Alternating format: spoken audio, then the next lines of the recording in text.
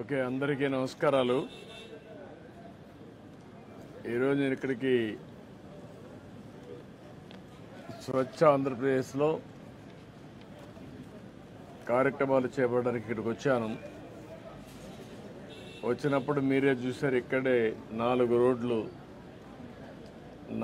రోడ్లు జంక్షన్లో కుప్పలుగా గుట్టలుగా చెత్త వేస్ట్ అంతా కూడా స్టాక్ చేసే పరిస్థితి వచ్చారు.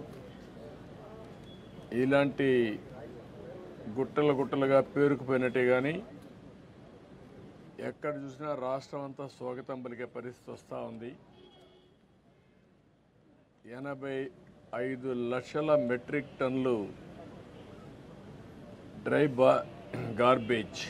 డ్రై వేస్ట్ ఉండే పరిస్థితి వచ్చింది. ఇది చాలా దారుణం.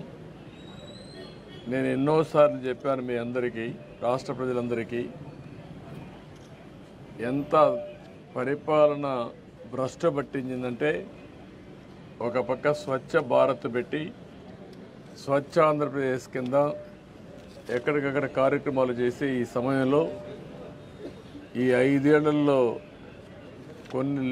కొన్ని కోట్ల మెట్రిక్ టన్నులు వేస్ట్ జనరేట్ చేసి ఎక్కడికక్కడ స్టాక్ చేసి పెట్టారంటే ఈ ప్రభుత్వాన్ని ఏమనాలి నాకు ఆనాటి ప్రభుత్వాన్ని ఏమనాలి అర్థం కావడం లేదు. వాళ్ళ యొక్క ప్రాధాన్యతలు దీన్ని బట్టి అర్థమవుతాయి. దాన్ని నేను చాలా తీవ్రంగా ఖండిస్తూ, భవిష్యత్తులో ఇవన్నీ ప్రక్షాళన చేయాలంటే మాకు 1 or 2 years 2-3 సంవత్సరాలు పట్టే పరిస్థితి వస్తూ ఉంది ప్రక్షాళనకు మాత్రం.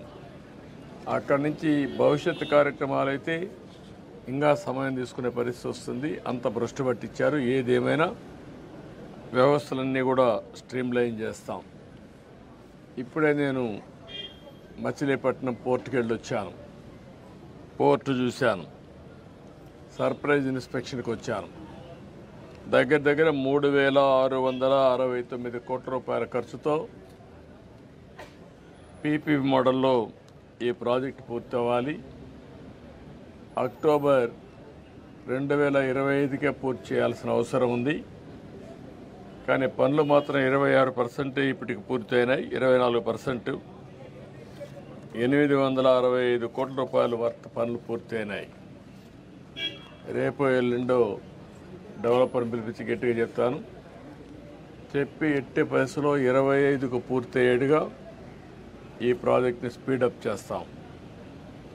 దీంట్లో కూడా నేను అక్కడ పోయినప్పుడు ఒక నోటు కూడా ఇచ్చారు, చూశాను. గవర్నమెంట్ ల్యాండ్ ఒక 32 ఎకరాలు ఇవ్వాలి. ఒక 6 ఎకరాల 36 సెంట్లు అక్వైర్ చేయాలి. మొత్తం కలిసి ఈ ప్రాజెక్టుకి 38 ఎకరాల 36 సెంట్లు ఇవ్వాలి. అది కూడా కలెక్టర్కి చెప్పాను. ఆ వర్క్ కూడా ఇమ్మీడియట్ కంప్లీట్ చేస్తారు. ఇది అయిన తర్వాత ఇక్కడ మొత్తం స్టార్టింగ్ 4 బర్తలు వస్తాయి.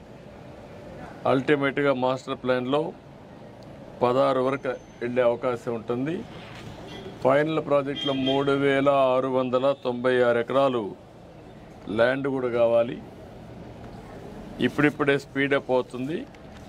దీన్ని పూర్తిగా ఇంకా స్పీడప్ చేసి మళ్ళీ ఈ ప్రాజెక్టు పూర్తయితే మచిలీపట్నానికి ఒక అభివృద్ధికి దోహదం చేసే అవకాశం వస్తుంది. రెండోది కూడా ఇది రాజధాని పోర్ట్. ఇది అమరావతికి దగ్గరుండే పోర్టు.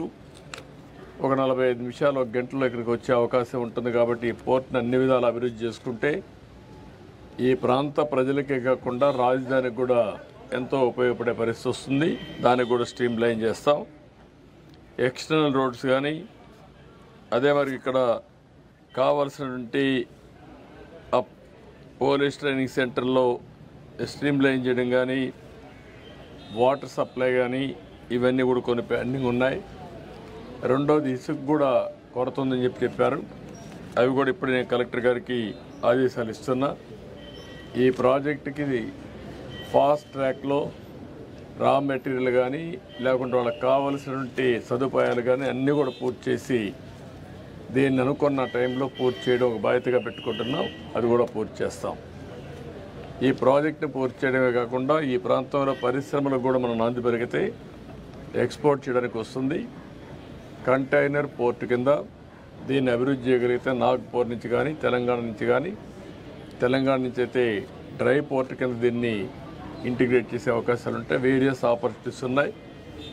మన రాష్ట్రంలో కాకుండా నైబరింగ్ రాష్ట్రంలో ఏవైతే ల్యాండ్ ఉండే రాష్ట్రాలు ఉన్నాయో అవన్నీ కూడా చేసుకుంటాం.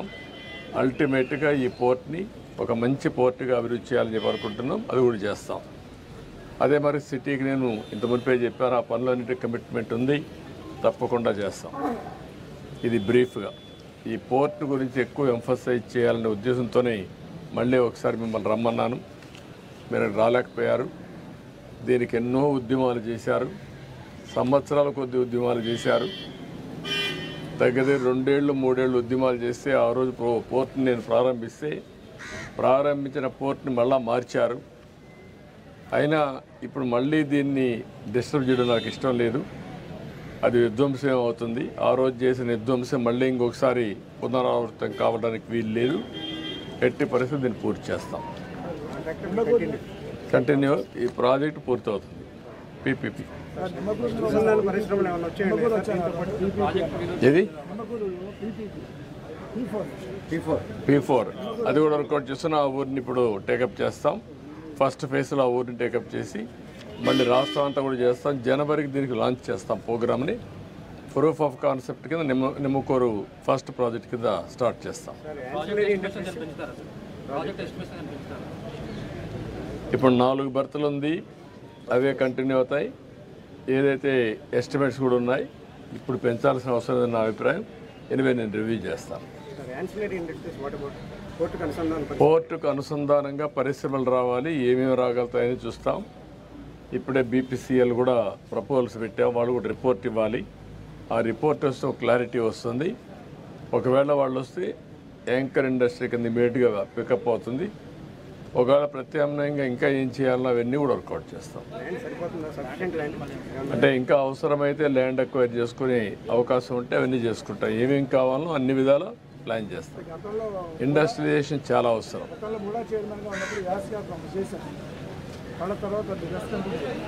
అందుకని ఇప్పుడు ఏంటంటే మెయిన్గా ముందు పోర్ట్ వస్తే చాలా ఇదవుతుంది. ఇప్పుడే మీరు చూసారు నేషనల్ హైవే వచ్చింది, దానివల్ల ఈజీ అయింది. రేపు రాబోయే రేపల్లె వరకు రైల్వే లైన్ కూడా వస్తే కనెక్టివిటీ ఈజీ అవుతుంది. ఈ విధంగా అన్నీ కూడా మచిలీపట్నాన్ని కనెక్ట్ చేస్తూ మనం ఇవన్నీ కూడా చేయాల్సిన అవసరం ఉంది. 6 లేన్ అవసరమైతే ఇంక అన్నీ 6 కాకపోతే 8 కూడా అవుతుంది. రేపు పోర్ట్ ఇవన్నీ బాగా వస్తే ఆటోమేటిక్గా వచ్చేస్తాయి.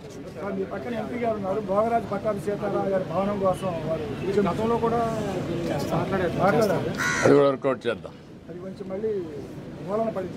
ఓకే చేద్దాం. ఒకసారి తీసుకొని వీళ్ళు వైఎస్ఆర్సీపీ వాళ్ళు ఇక్కడ మన పోర్టు పోలీస్ ల్యాండ్ ఒకటి తీసుకుని ఇది కట్టేశారు సార్ వాళ్ళ ఆఫీసు. అది ఇంతవరకు ప్రతి చోట కట్టేశారు. అట్లా 2 acres తీసుకుని గ్రాంట్లకి కింద నిరుపయోగంగా ఉండేవి వాటి పరిస్థితి. అది అసలు ఏ విధమైన ఎస్టిమేట్ కాస్ట్ వేసుకుని వాళ్ళ దగ్గరలో కట్టేసేసారు ఎవరు private contractor. Land 2 acres proposal government దగ్గర నుంచి ఏమన్నా అసలు దాని గురించి ఏమన్నా అసలు మీ దగ్గర నుంచి పర్మిషన్ తీసుకున్నారా లేదా మున్సిపాలిటీ పర్మిషన్ ఇచ్చింది? ఎవరు పర్మిషన్ ఇచ్చారు? Who gives the permission to construct? మీరు ఇప్పుడు మాట్లాడాలి కదా సార్. అడిగాం సార్, అడిగాం సార్. అప్పుడంతా మీరంతా గమ్మునున్నారు sir. Because I national media, because I don't care about అన్నీ. సరే మిమ్మల్ని కూడా మాట్లాడనే లేదు, మీరు కూడా ఇంట్లో నుంచి బయట రాలేదు. అందరి మీద మీరు అప్పటి నుంచి వచ్చి ఉంటే అంత పోరాడు ఉంటే మీరు ఆపలేకపోయాం కదా. మీరు కూడా దాన్ని ఏం చేయాలో డెఫినెట్గా యాక్షన్ తీసుకుంటా. ఏమ్మా కాదు, దీనికోసం కాదు. ఆ రోజు అందరం పోరాడాం, మీరు పోరాడారు, మేము కూడా పోరాడాం. అదే అన్నీ పోరాడాం. తప్పకుండా అది కూడా నేను ఓపెన్ మైండ్తో ఉన్నాను. నేను తెప్పిస్తాను, ఇన్ఫర్మేషన్ తెప్పిస్తాను. ఆ బిల్డింగ్స్ ఎట్లా కట్టారు అవన్నీ కూడా తెప్పించి ఏం చేయాలి డెఫినెట్గా. నేను మీరు చెప్పింది నాకు అర్థమైంది. ఇది ప్రజల ఆస్తుల్ని ఇష్టానుసారంగా దోచే పరిస్థితికి వచ్చారు, కరెక్ట్ కాదు. ఏం చేయాలని నేను చేస్తాను. దీనికి నేను చెప్పాను చాలా one of the best college ఇది కాపాడుకోవాలి. ఇది తక్షణమే నేషనలైజ్ చేస్తాం. రాష్ట్ర ప్రభుత్వం తీసుకొని దీన్ని ఏ విధంగా ముందు తీసుకుపోవాలో తీసుకెళ్తాం. నేషనలైజ్ కూడా కాదు, ప్రైవేట్ కాలేజీ కూడా కాదు. ఇది గవర్నమెంట్ సొత్తే. ఇది ఎండోమెంట్లో ఉంది. మళ్ళా స్టేట్ తీసుకుంటాం, మొత్తం డెవలప్ చేస్తాం. ఏవైతే బినామీ ఉన్నారో అందరినీ కూడా తీసేస్తాం, ప్రక్షాళన చేస్తాం, మళ్ళీ పూర్వ వైభవం తేవడానికి గుర్తుండే విధంగా దీన్ని డెవలప్ చేస్తాం. ఓకే, ఎండోమెంట్ కార్డు తీసేసుకుంటాం, ఇమీడియట్ తీసేసుకుంటాం. Thank you.